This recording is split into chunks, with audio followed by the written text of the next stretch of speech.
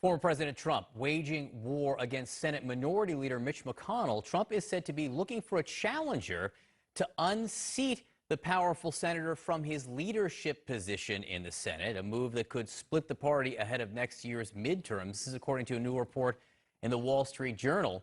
Joining us now is Scott Jennings, CNN political commentator, a former advisor to Mitch McConnell. I'm not sure how former, frankly.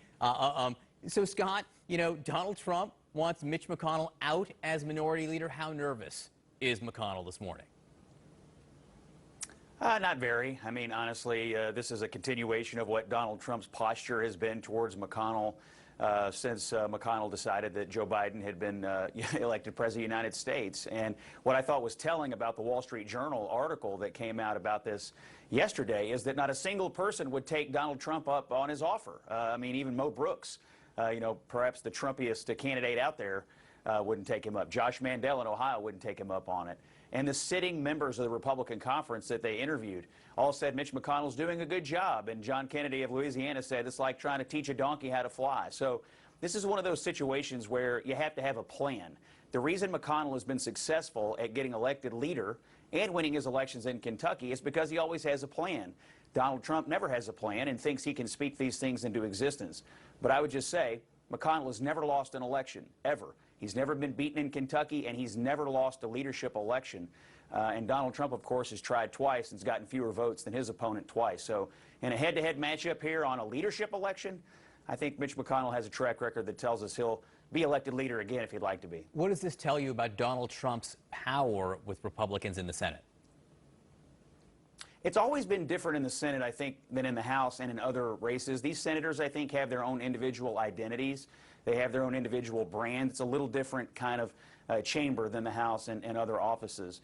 And I think if you are one of these people that wants to have your own identity and brand, you have to ask yourself, do I want Donald Trump effectively in charge of my life every day?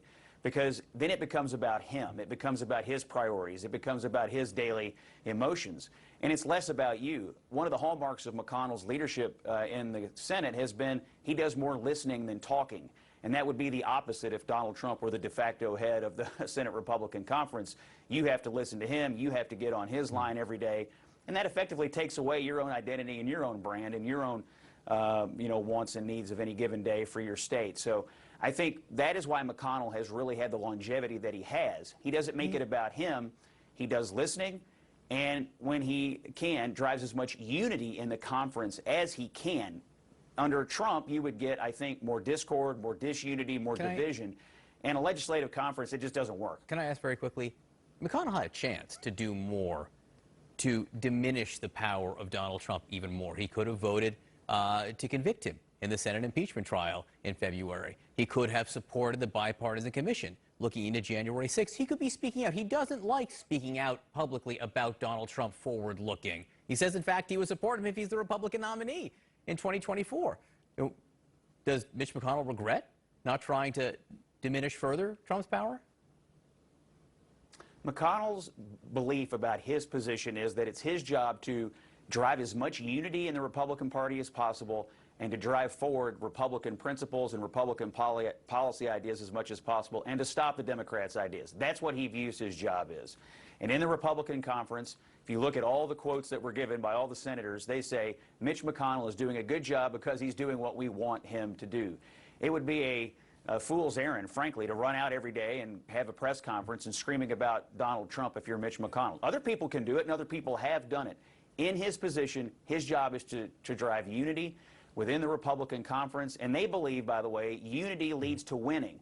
Ultimately, this question is who can get the Republicans back the majority in the Senate. That's all McConnell really cares about. You'll notice he never talks about Donald Trump because he doesn't think it serves his end to get control back for the Republicans in the Senate. That's the kind of discipline, frankly, that's required to be a legislative leader in this environment, and it's the kind of discipline that, you know, Trump never had when he was president of the United States.